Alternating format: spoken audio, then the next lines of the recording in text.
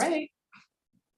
Good afternoon. My name is Matt Marshall. Welcome to the May Curriculum Committee meeting, and we'll start out with introductions. Diane Potter, Veronica Babcock, Matt Marshall. Angela Hardy, Director of Curriculum. Terry McGuire is here as well. Director of Technology. Kirsten Perry, Literacy Coach at the middle school. Kathy Labway, Literacy Coach 3 through 5. Nicole Barton, Math Coach 3 through 8.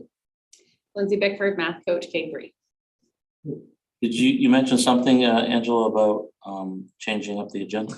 Yes, I would like to switch our agenda items 2 and 3. So in opposite order, starting with the instructional coaches end of year review and reflection, and then moving into our Essa funding Okay. We conversation. don't need to do a type of motion on that, do we? Don't think so because it's a committee meeting, but Yep, go right ahead. okay, so we had the coaches come here in January and we had a lot of data to share with you, and we still monitor and track that data, but for the end of year, it's more of just a brief review and reflection and an opportunity for you to follow up with the coaches. So what I wanted to share with you is this resource from the Diane Sweeney Student-Centered Coaching Model. We referenced this coaching model when we spoke in January, that this is really about thinking about what is the data telling us about our learners? How can we establish a goal to increase their learning? How can we monitor that growth? And how can we do this in collaboration with one another to understand how to increase impact, right, on student learning? And so this is actually just a really nice one-pager that sort of clarifies the student-centered coaching. And the back of it is this graphic, and we've had access to this language before, but in a column-based continuum. And I actually really like this sort of dartboard approach, this circular approach. And what it does is shows you that the goal is for coaching is always to improve student learning. So in June, I will come back, provide you a very brief overview of our growth and achievement data that we know. So we'll know ELA and math. We won't know science yet, from the end of year spring assessments and fall to spring growth. And the ultimate goal for coaching is to move towards the center of the student-centered coaching model, where you're that true partner, you're looking at student evidence, you're thinking about high impact instructional practices, you're an absolute partner and collaborator with the teacher. And in many cases, that's happening in our district. But because coaching is still, we either have new coaches or coaching models in some places is still really new. There are times, either because of the model or because of teacher readiness, that we start in either relationship-driven coaching, which is basically building trust with someone. What is it that you need? How can I be responsive? How can I ensure that there's a reciprocal trust-building relationship? And then teacher-centered coaching. So really just feedback back and forth with the teacher. Sometimes it's classroom management, sometimes it's brand new program and you're really just working on program implementation and not always highly focused on student learning outcomes yet. And then it evolves towards student-centered coaching. So coaches pick and choose the strategy based on what the need is and where they're at in a relationship with an educator. And with the ultimate goal of always moving towards that student-centered coaching approach. So sometimes I think it's always important to just know that coaching takes many shapes. Just like an athletic coach will sometimes be very directive, or sometimes create goals and see how that works out across a team and then be facilitative. Sometimes the coach is actually just reflective with the team. What did you think we did? How do you think that worked? Why do you think that's so that they take greater ownership and they build up student leadership. So just like an athletic coach, an academic instructional coach takes different roles and uses different strategies, and there are very specific strategies they're accessing to help student learning improve in partnership with the teacher. In no way are our coaches taking a role of fixing teachers. That's not their job, and their job is partnering to improve student learning collaboratively through planning, through lots of other in-classroom supports, and then using data to monitor that over time. So just setting the stage for that, for anyone new to that space, or just to ground us before we move into the coaching space conversation. Here, Tony, welcome. Hey, thanks so much. Yeah. We just flipped the agenda items. So we're starting with coaching. We're gonna try to actually wrap this up right around 4 o'clock so we can move into the funding. So I wanna give the coaches just a brief opportunity to share kind of, we're a year in with 5 coaches. One is not able to be here today. She had some appointments. And with 3 literacy coaches and 2 math coaches. Kind of like, what's the thing that's landing with you, or what's a strong reflection? Why are you here? Why do you want to keep working in this district as a coach? Why do you think it's important? Or something based on your experience. You know, we started off this year coaching program implementation, and this is what we learned from it. So they may take different shapes on what they share, and then just give you a time to ask questions to get to that end of year reflection. You supported the continuation of coaching in our budget locally and through Essa funds. So I want to make sure you have space to kind of follow up on our January conversation. So I'll start. Kick us You guys off. don't mind. So I'm Nicole, for those of you who don't know me. I am a first-year instructional coach in my career. This is my first year here working for the district. I've really enjoyed working here. I commute 126 miles a day to be here. And the thing that keeps me coming back is the instructional team that we have developed here. I was telling Angela that I brag. My family, who's down in Massachusetts, continues to ask me, why are you commuting so far? What's going on? And I brag about, to my knowledge, this is the only district that is doing what we're doing here with developing a coaching team, where we're provided the time and the space to collaborate with one another to make sure that our coaching is equitable amongst K through 8 currently, and supporting teachers and supporting students. So I make the commute because I enjoy my colleagues. I enjoy Angela as a leader, and I've really enjoyed getting to know and working with all the teachers and students within our district. Fuel stipend. Gas prices are really high too. I can build on Nicole a bit. I'm Kathy Lavway. I'm a new literacy coach here in Gardner, but I'm kind of on the other end of the spectrum. I am not new to instructional coaching. I've been an instructional coach for well over 10 years. And I was in one district for a very long time. And when I had the opportunity, and there was some other things going on, just to come to Gardner through the interview process, it was very clear to me that there was a clear focus. Administration was on board, and they had this picture of where they were going. And as I'm glad I came last year as an interventionist, because that put me in place to move back into coaching.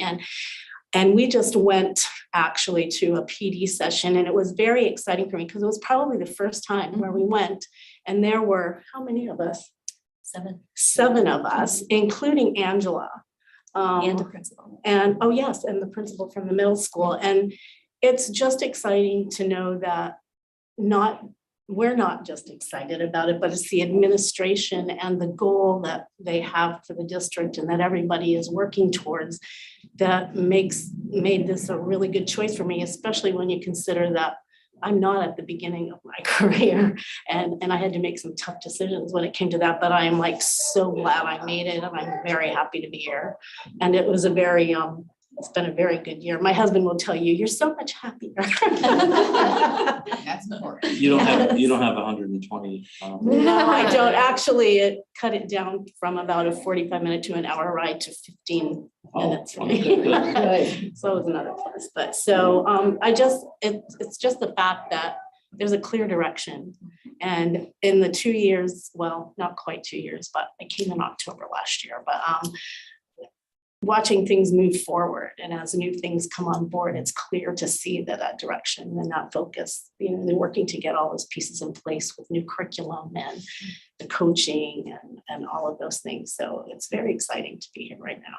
We have to keep in mind that what has happened over the last couple of years too, right? With Yeah. remote learning, how disruptive that probably was to your Mhm. career choices. And you have to, you know, yeah, and you have to look at that too, but even in spite of that, this district still had a focus in mind. They worked really hard to stick to getting that going and getting it put into place.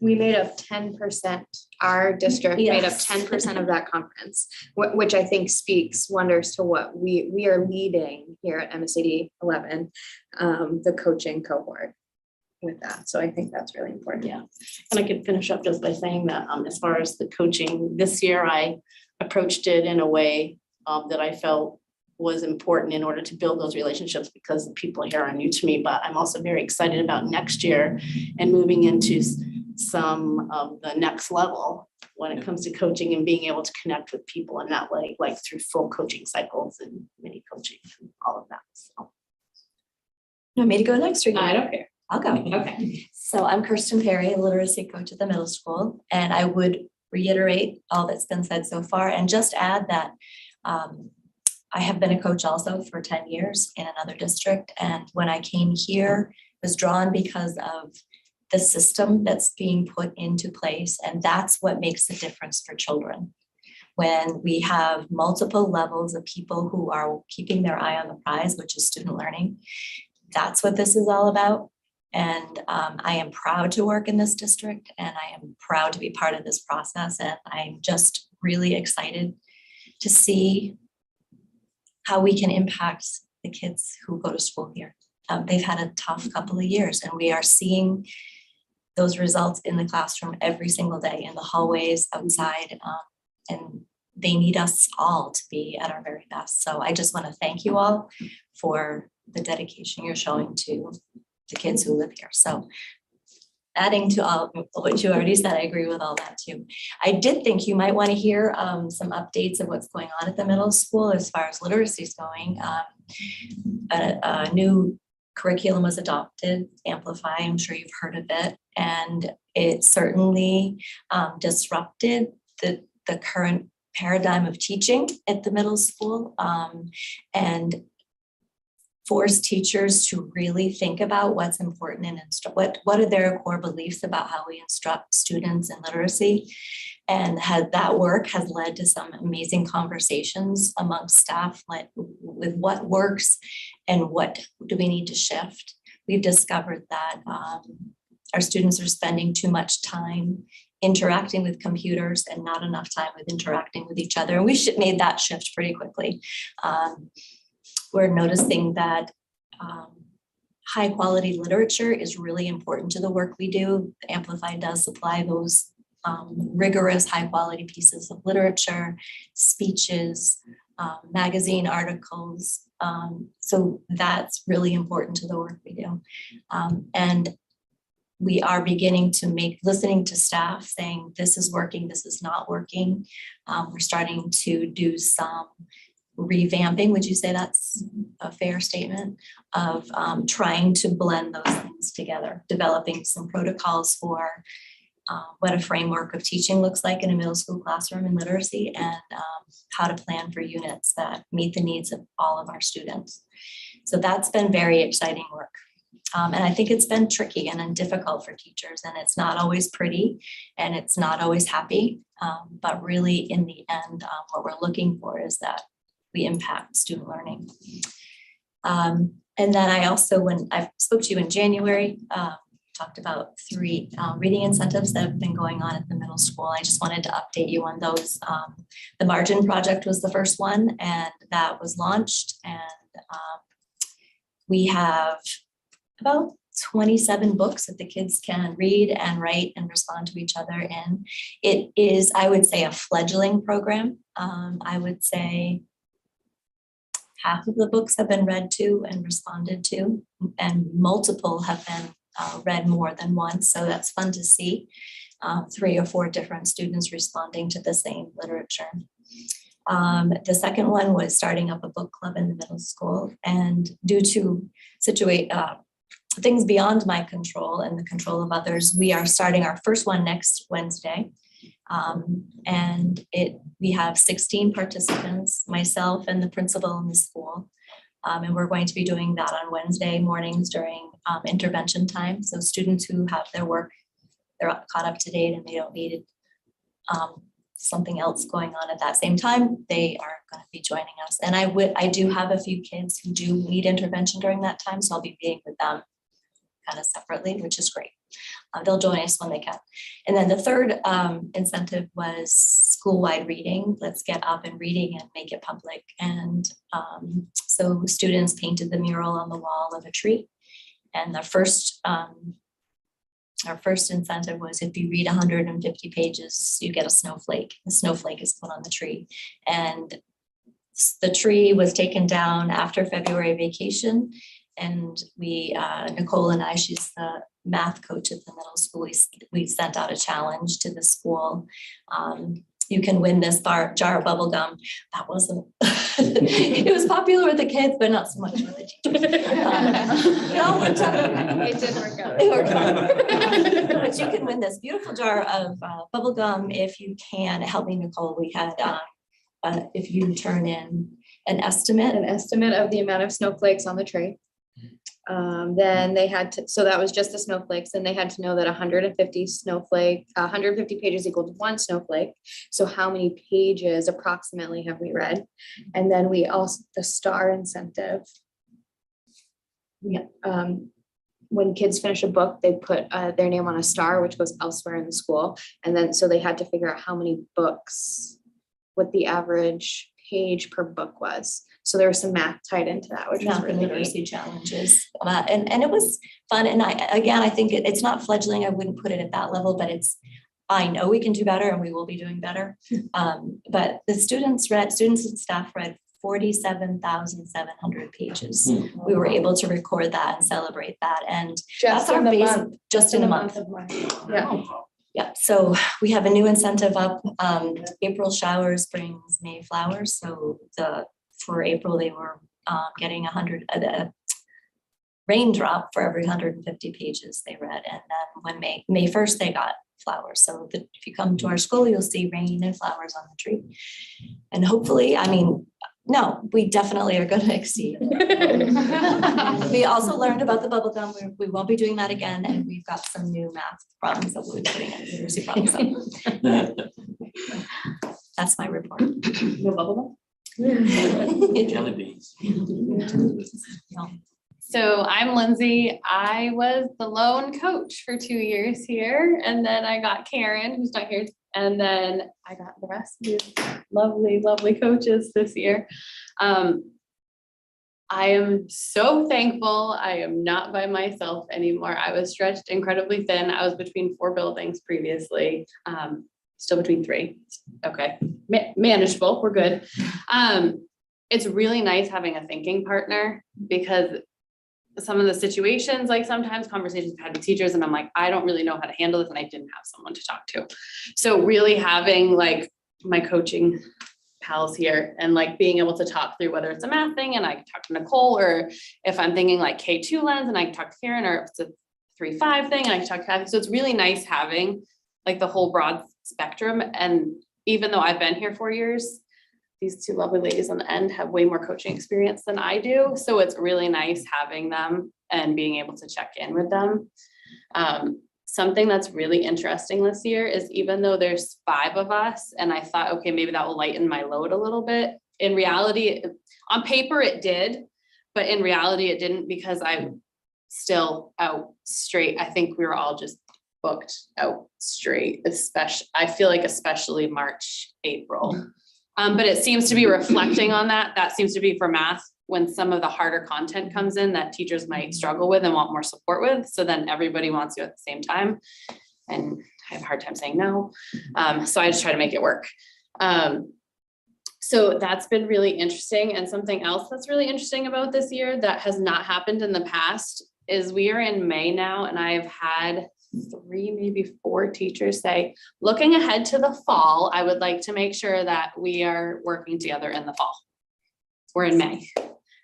I'm like, so I have not had that previously. So that was really interesting. And I'm like, okay, so I dropped down on my little piece of paper. I'm like, check in the fall because they are wishing they had done it sooner this year. The data that you all presented, as far as numbers and folks asking for help, when we met last was pretty overwhelming.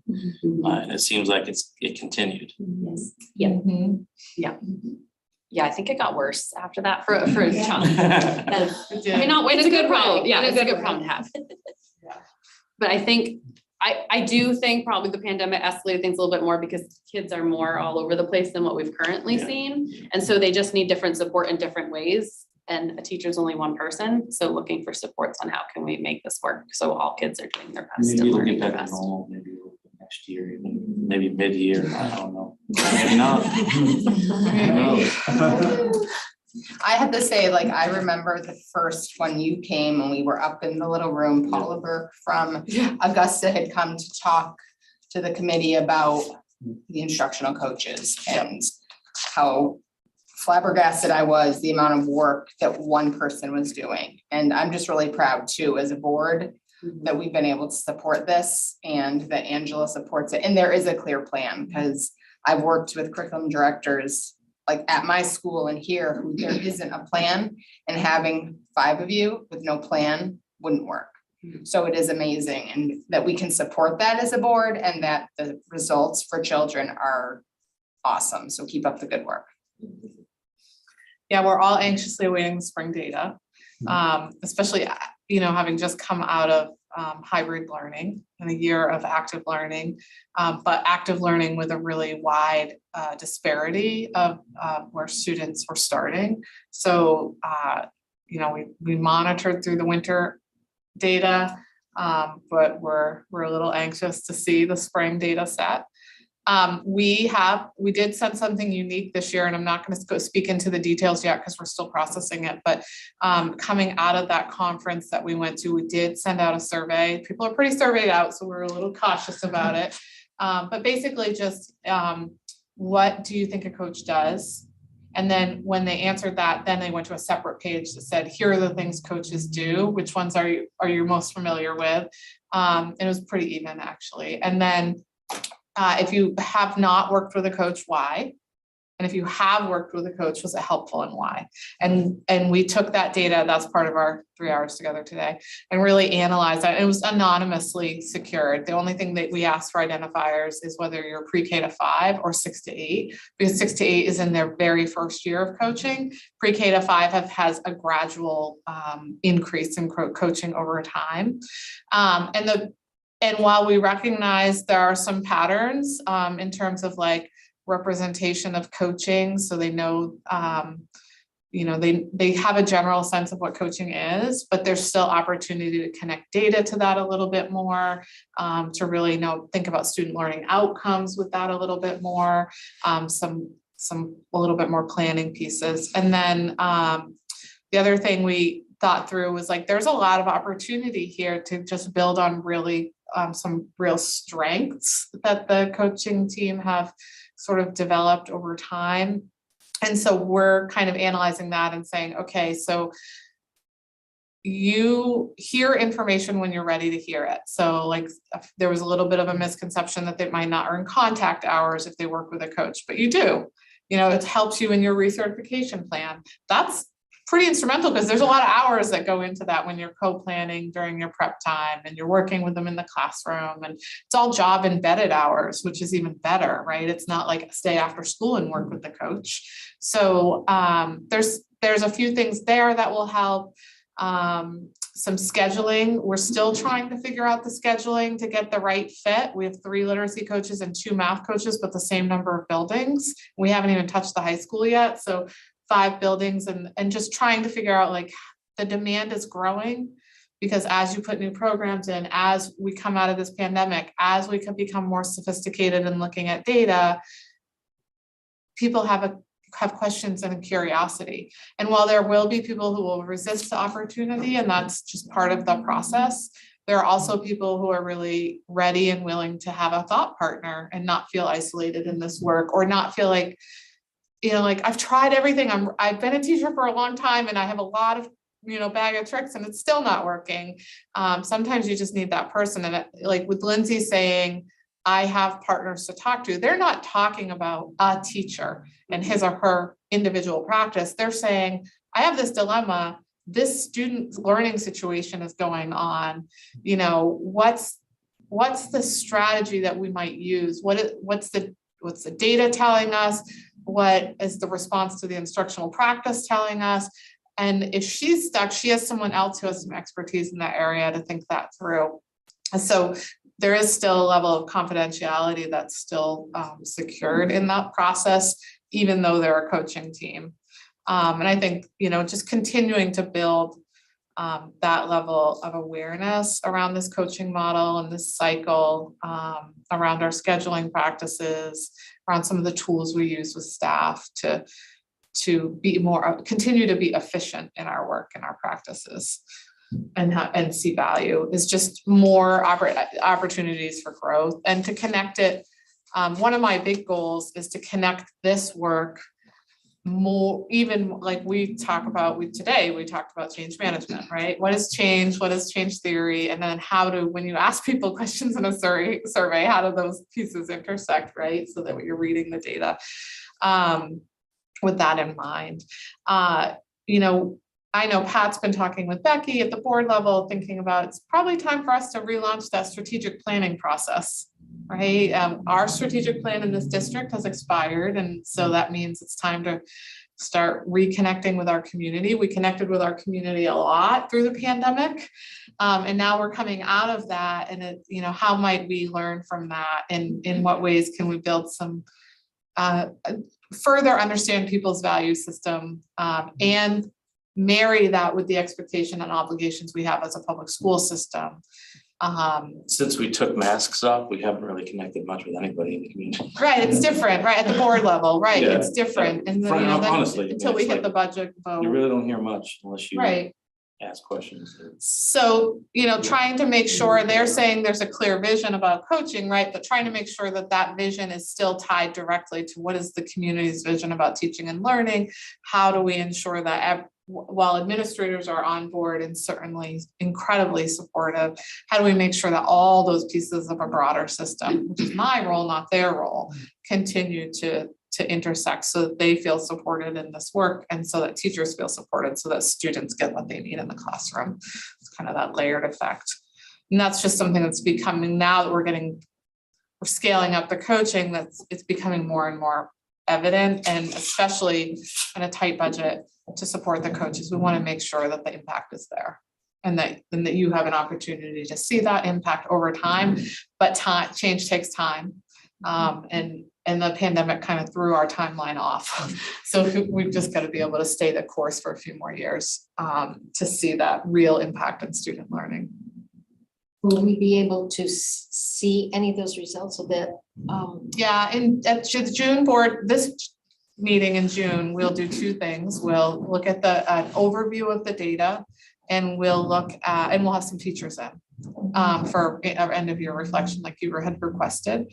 And then usually in the fall, but I'll talk to Pat, we do a data check with the full board. I'm like, okay, sometimes we can't pull it off in June because it just depends on how fast I can work through the data sets. But our science data will be in by over the summer, so I can incorporate science into that as well. So you often more than once a year have a deeper dive into like, what are our trends? The challenge is they keep changing the assessments at the state level. So the trend lines are different, but we can look for just generalized patterns of achievement and growth. So is there anything that would, I mean, it sounds about as perfect can be, right? Everybody's happy, everybody's supported. Is there anything that would make your jobs easier and maybe a little more productive? Maybe as it Besides a relates home to for your the- I was gonna say, relationship. Nicole needs to move closer. That's one. The second request is a third math coach. Would make our lives a little Well, easier. that's exactly what I was gonna ask next is, I mean, we've got 5, right? 5? Yeah. Maybe next budget year, we could think about adding somebody else, if you think that would work. I don't know if you want to try to speak to the model of K2, 3, 5, 6, 8 on the literacy end, and how I have my own, we have our own perceptions of how that could help us, but if it's working or not. Well, K through 5, Karen and I actually kind of share that load, and it does make it nice to not have to be responsible, because I came from a job where I was in a K6 building, and although I was only in one building, I still was responsible for everybody, K through 6.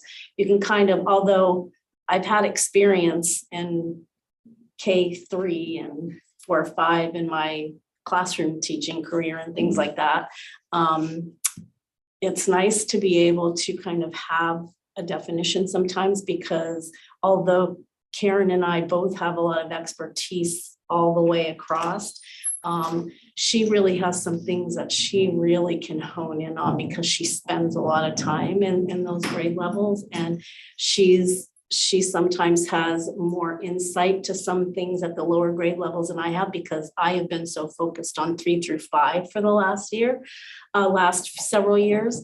And vice versa, she'll come to me sometimes because there are just some things in 3-5 that maybe I might have a stronger handle on than her. And then there are times when it's just nice to have two heads together, thinking partners, and also the fact that you're not necessarily, like when I at Riverview is just 3-5, but I also go to Pittston, which is K5. So it makes it more manageable to be able for me to put my focus into 3-5, and then also help to support K2 when necessary. And it just makes it a little easier, because then there's also HT, who is also K through 5. So we're in 3 buildings each. And there is, I mean, like I said, Riverview is just 3-5. So that's where my big focus is. But in the other 2 buildings, you've got K through 5, and that would be a huge undertaking for one person. So this is kind of I don't know whether this is a stupid question or not, but I mean, we have instructional coaches for mainstream K through 8. Is there such a thing for instructional coaches that focus on special education type teaching, and do we provide any type of coaching to ed techs? Yeah, so all of our Title I interventionists receive professional learning support and dependent upon their needs coaching through the coaching staff. So that's literacy and math, and some of them are ed techs and some of them are teaching staff. And they have a pretty routine, regular cycle, because we have a very strong plan for professional learning growth and data in the intervention spaces in Title I and now in the Learning Lab at the middle school. Our special ed staff have had anyone has opportunity to engage in coaching, and some of our special ed staff, based on self-reporting, and their reporting, have engaged in coaching. One of the requests that came through in the feedback was, can we be a little bit more strategic in some team-based special ed instructional coaching? So they are a little bit isolated. It's only 1 or 2 per building, except for the middle school. And so might there be an opportunity for them to think about their unique role as special education teachers and how coaching can support that unique role across the team, and then lean in on individual needs by a singular coaching relationship. So that's something we're going to explore a little bit more over the summer and talk with our director of special services. She's always very supportive, but again, it's like just making sure that I'm not stretching them too thin with my expectations, so that they have enough flexibility to honor the requests coming directly from the teaching staff. But they have carte blanche in terms of like, yeah, if someone asks you, go for it. Yeah, right. Because we try not to require unless it's built into an action plan, which is not really privy to me. So yeah, it's available to them, and they have the skill set, because it's about partnership and student learning outcomes to achieve that goal. Can we be a little bit more strategic about it? Yes. I just want to respond to what Nicole said in your question. I previously was a pre-K through grade 8 coach, so in a lot of classrooms and a lot of different levels and a lot of different needs and a lot of different expertise required. my teaching experience is all middle school, 25 years of teaching middle school literacy. So being in a middle school in my area of study and understanding but we're content heavy at that level, and you need people who know the adolescent and the learning style of the adolescent. And so every grade level is specialized. They all have different needs. So I find that my work is more efficient with just being in the middle school. And the other piece is being embedded in the middle school. I'm there walking in the hallways, and I have so many incidental coaching incidences. But they're very powerful. And I have been able to develop relationships with students. And so being part of the fabric of a building does make it a powerful entity. And so sometimes people will swing into our office looking for Nicole, and she's not here. I'm sorry. And I take messages or I'll see, where's Nicole? And I'm like, well, she's over at, so it does make a difference, I think. So, and just a little anecdotal feedback on that question. And I know Nicole and I have kind of talked about this before, but it's a little bit different being a coach at the middle school because teachers teach multiple classes throughout the day, and the student needs in each class might not be the same between classes. What you're supporting teacher in for period 1 might be something then what you're supporting them in period 3. Which in my head, I'm like, I didn't think that through. When I taught middle school, you would think I would think that through. And I was like, I had varying needs. So I think it's harder because you could get sucked into like multiple classrooms with the same teacher because all the classes need different things. So then it's harder for you to try to go to the other buildings. Right, we counted, when we were planning, we counted teacher to Teachers. coach ratio, not thinking about, okay, well, they have 4 sections a day at least, with 20 some odd students in each section that have a different composition per section. And so it's almost like working with 4 teachers for every teacher, right? I didn't think plan for that, because at the elementary level, you have one unique class that you're pretty much working with all day long. Yeah.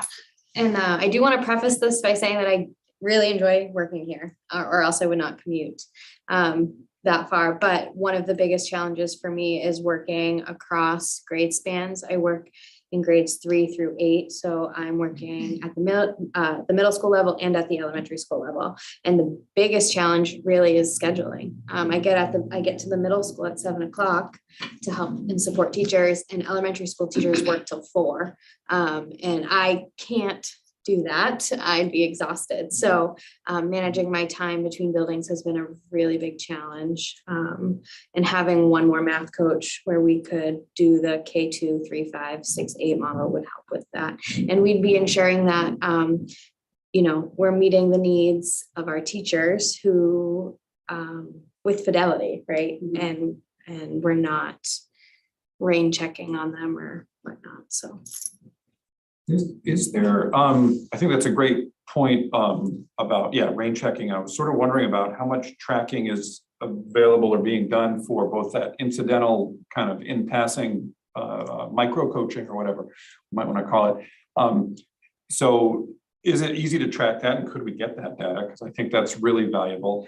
And then is there a way, this is the other side, to track the sort of rain checking, like you're at the other building and you can't be there.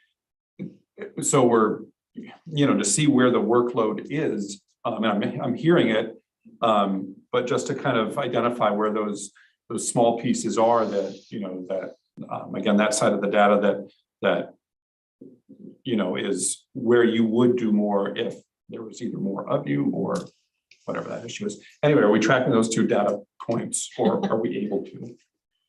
Mentally. I would love to. I would love to. And it's so fun being a literacy coach in general, because my job every day, I obviously I plan, but also there are, we all do so many different things. It keeps us moving, and it keeps us thinking, and it keeps us strategizing constantly. But if I feel like I need like Tom Brady's cuff with and I could keep track of everything. It's so true. Those little pieces that we do, making contacts. And right, those are real, and they're based on the relationships, or I'm imagining, that you've built or that you continue to build in that process. And that's where that's where so much work gets done, right? When that relationship is there. They see me in the hallway and they're like, oh, I have a question. Yeah, Whereas if they have to wait till after school and think about it, you know, it may not be as organic. Yep, yeah. so they each do have a very complex spreadsheet. Can I, because I have to go. Yeah. So one thing is, so like all those like incidental things that like they just happen to see you and grab you or whatnot. I don't record all those, like all that data sheet that you guys got before is like things that are physically on my calendar. Like, Yeah. And I think that's for all of us. So like, we don't, I don't know if I could track all that. Right, and so That's the other thing, yeah. that's part of it, is like, they are. Thank you. Thank you. They are tracking a lot of data, and we have a spreadsheet sorted in such a way that I can see aggregate data, I can see by category, but not necessarily like I'm not paying attention or knowing every single teacher they're working with, that sort of thing. Because we want to monitor, is there any correlation at all between our student learning outcomes and our frequency? Is there any, they are tracking pre and post data within their cycles of student learning. And we're just starting to think about, well, is there a more consistent way to do that for the teacher to hold on to, where all we have to say is, did student learning change, the outcomes improve, yes or no?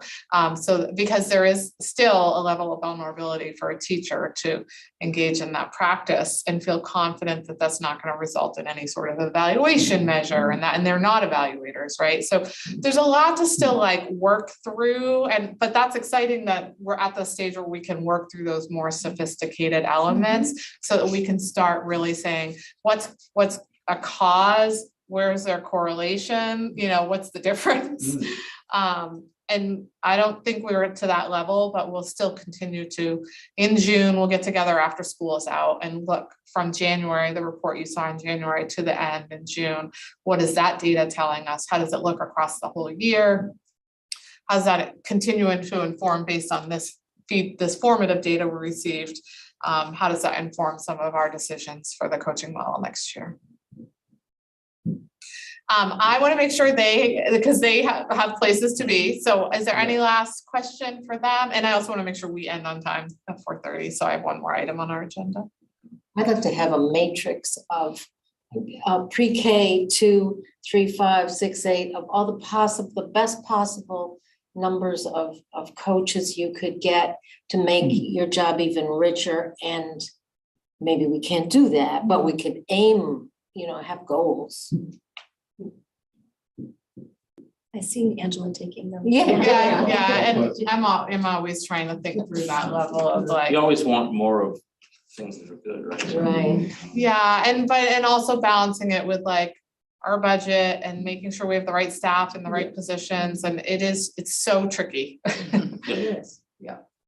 Yeah, not compromising in all those areas. Thank you for everything you guys do every day. Thank you. Thank you for your support. It's awesome to know that you enjoy what you do. Does it show? Yes. It does. Good. Well, thank you guys. Thank you. Have a good afternoon. Drive safe. Thanks. Enjoy the weather. Yes. So for this next piece, I just need to show you a spreadsheet that Terry's gonna help me log in and pop up on the screen.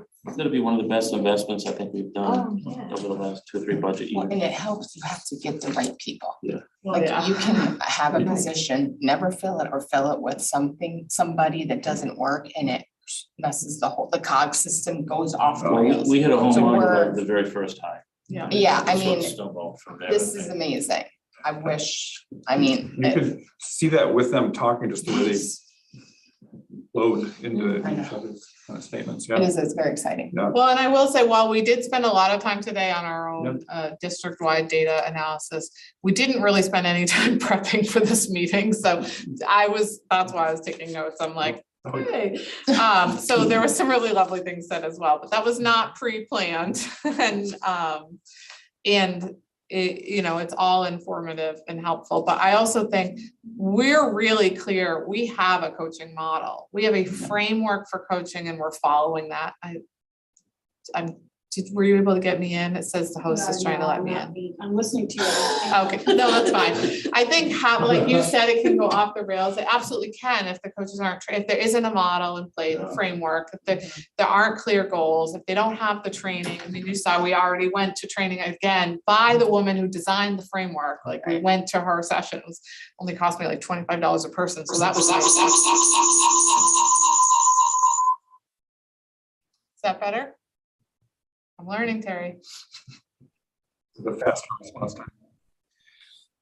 Okay. Hang on.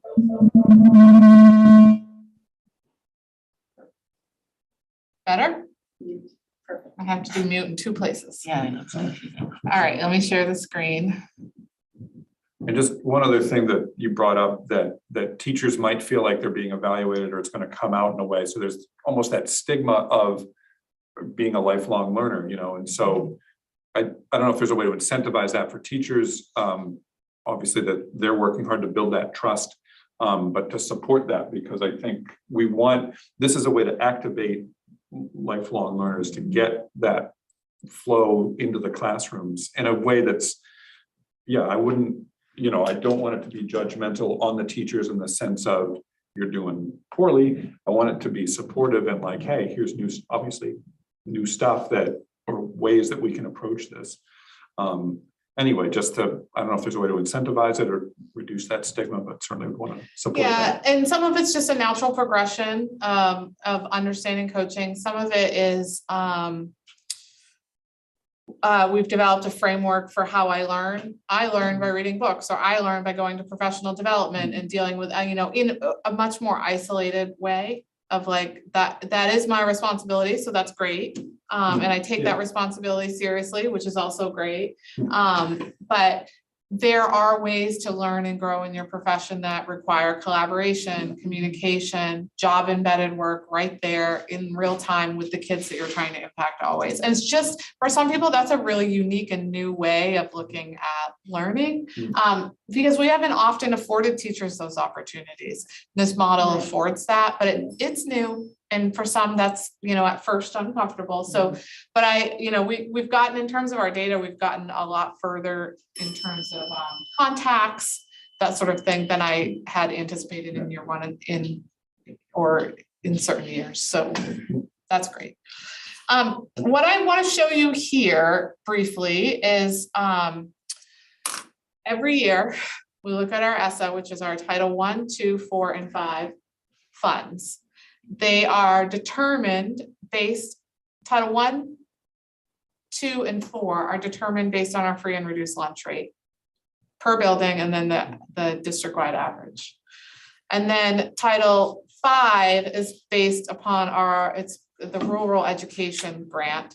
And there's two different ways they measure our qualifications for rural ed. And I can't ever remember which one, because we don't qualify for one, we do for the other. So that's changed a little bit. So I'm not as fluent in that. So the state determines our allocation based on those two data points. And then we find it out in the spring. This year we found it out after the budget cycle.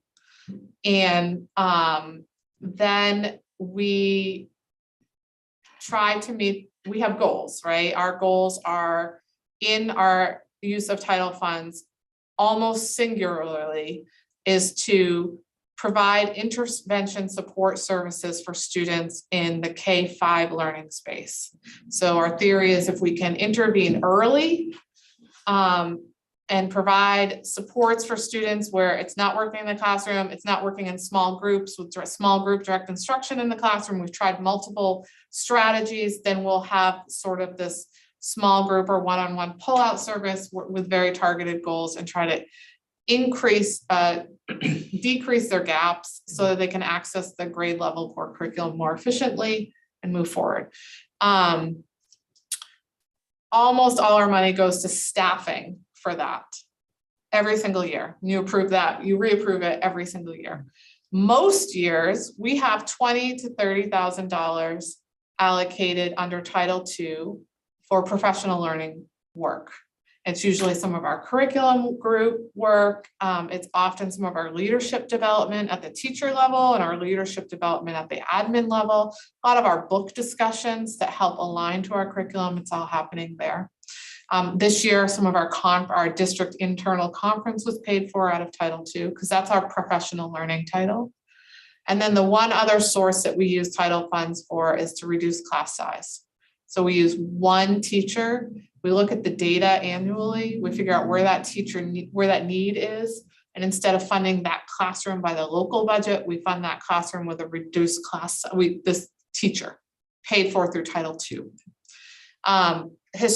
Most of the time it's at Riverview. The need just happens to be greater there. One year that I was here was at Helen Thompson. So this coming year, it's again at Riverview, and I think it's in 5th grade. So that's just salary and benefits. So almost everything under Title I, II, and V are salary and benefits for either class size reduction or our literacy and math interventionists. So, and then a little chunk for professional learning. If I make this a tiny bit bigger, so you can see it a little better, you can see that in Title I, we went up, but in Title II, we went down almost the exact same amount. In Title IV, we went up, and I always transfer money out of Title IV because it has very specific rules that we have a really hard time being able to follow. Because we don't get enough money to follow all the rules. You have to have the money dispersed across certain buckets. And we don't always have the need in those buckets. And then Title V is the most flexible use of funds, but that's the rural education fund, and we dropped. So overall, we gained $500 this year. Now, So if we were looking for an increase, and you could consider it a good thing. right, Or but then decrease. if you come over here to the staffing column, because our contracts have changed moving forward, are they officially voted? Yep. We did, right? I think so. Potentially changing. I'm not sure where we're at in that process. I don't go into the negotiations. Our budgets have had to change moving forward, looking for next year, because salaries are going to change. And so this is taking the staff we currently have, which is pretty bare bones, and figuring out their salary costs. So as you can see, I've already transferred the $45,000 out of Title IV into other areas to cover the costs. The cost will be $648,571.50. So we are short $27,000 for next year just for staffing. That means no money is set aside next year for professional learning under Title II. We have some money set aside under the local budget under Title II. I mean, under the local budget in my budget. And that's, usually I do both, right? So basically we're gonna move forward next year with just about $20,000 less than typical in professional learning. We will manage fine, we'll make it work. The deficit in staffing, the choices, of course, this came in after our local budget was determined, right? I mean, it hasn't been voted, but it's gone through the cycle. So we can identify an ed tech to reduce, and then we have a little bit of flexibility. But looking at our student learning data from the winter, because I don't have the spring yet, I don't see how we could possibly do that. So Andrea and I have looked at this year's allocations for Essa, so remaining title funds. And I'm in the process right now of finishing up any purchase orders that are outstanding under our goals that the state approved that have to be dealt with. And then every year we have carryover, which means we haven't spent everything. It kind of happens annually. You then draw it down in September and October under salaries. So then that creates carryover for the next year. And you only have a certain period of time to use it. So what we're trying to figure out now in the next couple of weeks is I'm pretty certain we're going to have enough carryover to cover the deficit. So that means we're status quo in our staffing. We reduce our professional learning line under our Essa funds, but we remain status quo in our staffing. And that means we can maintain services as we see fit, use the carryover, but what it will mean is there will not be carryover more than likely moving into the following year, 23-24. And then I just have to make sure we plan for that. And I can't really get into personnel, but I do have some strategies for how we can do that efficiently and effectively for fiscal year 24. Assuming our rates aren't going to fluctuate too much between now and then. So this is me being as transparent as possible, that we're $27,000 short for next fiscal year for our current intervention staffing model and cost size reduction model that we built in, we can counted on for when we design the local budget. I think I can carry it. I think I can cover it using carryover funds. It will actually probably end up being about 30,000 rather than 27,000, because what happens, this is the fun part, you see how our original allocation was 448. Well, that's under $500,000. So I don't need to use 1% for family engagement reserve, which is, but as soon as you hit $500,000, you need to reserve 1% of those funds specifically for family engagement purposes for Title I students. The idea is to increase your partnership with your families, which is a valid and appropriate goal, which we do and try to do with and without Title I funds to support that.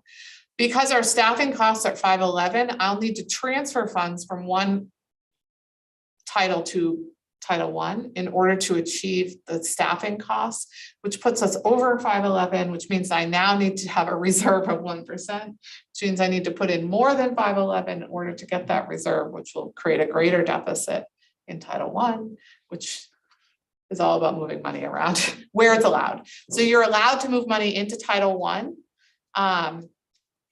You can't move that money out of Title I. So whatever we get, 448, we can never move 448 out of Title I. We can only move money into Title I.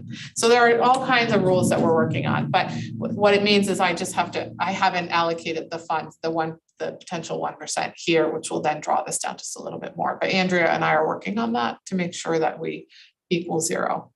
And I will report back with you once we have that determined, so that there's again a follow through and a level of assurance that this will be fine. That 1% would be more like $5,000 more. No, that would be, yes, I've done less than that in the past. Okay. But I can't do 1%.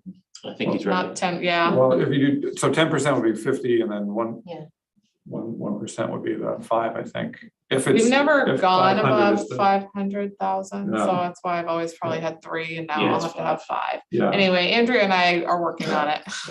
got it. And the goal is to Don't- get it 0 Yeah. at the bottom there with the carryover. What would be the impact, right, if we did take out an ed tech position? What's the impact on the kids in these situations and the teachers? So HT's tricky. They're below 40% for multiple years in a row, and they're free and reduced lunch rate. So they don't qualify for Title I funds anymore and haven't. So we actually pay for the literacy specialist over there with local funds and have been. We pay for the math specialist with Title V funds. So that's where that line is. Because we can. We have one math interventionist at Pittston and one literacy interventionist at Pittston. So we can't really cut there. We have one of each at Riverview. And not only can we not cut there, they're the greatest free and reduced lunch school. They're over 50%. They're like 53%. LER keeps fluctuating between 48 and 51%, even though they're the same sending school families. So we are required to spend the most amount of money at Riverview because it's the highest free and reduced lunch rate and the second most amount of LER.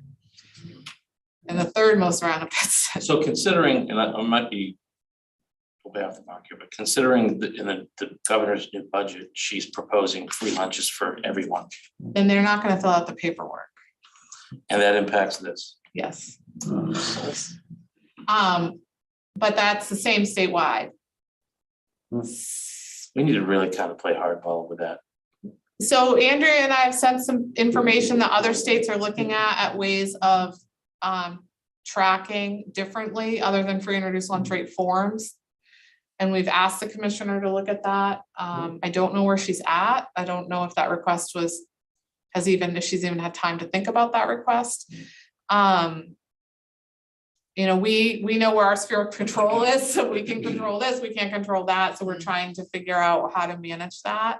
Yeah, it's something I'm definitely worried about, to be honest. I understand why people aren't. I mean, that's in their control. We wish they could and would, but there's a lot of things that go into that for people.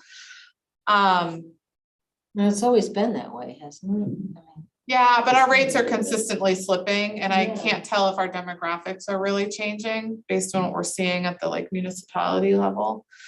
And then at LER is where we have the most staffing. So we have 2 math interventionists and 2 literacy interventionists. It's our pre-K to 2 school. They service K to 2 students. We tend to have a fairly high need there early, and if our theory is we provide the most amount of supports at the earliest levels. So I mean, if we had to, it would have to be in that space. We're in the end of May, or we're in May, you know, making that decision. Knowing we're just coming out of a pandemic with new materials, you know, it's the last. I really don't want to go there if I can help it. I really would like to maintain services if we can. I'd like to come back to you in June and say that carryover will definitely zero us out and we're gonna be fine. That's the intended outcome. But it is a long-term, it's something we're gonna have to look at long-term, especially if they maintain the criteria for qualification of funds, which is something we've talked about here year over year.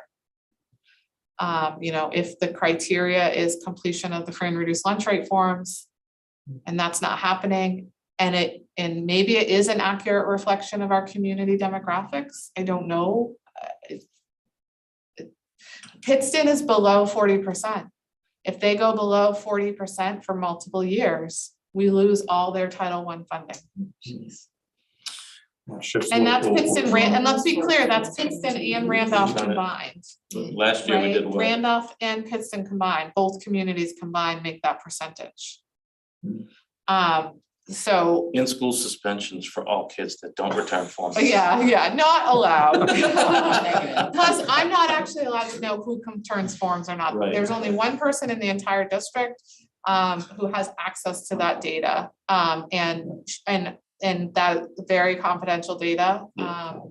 And she honors that strictly, which I'm grateful for.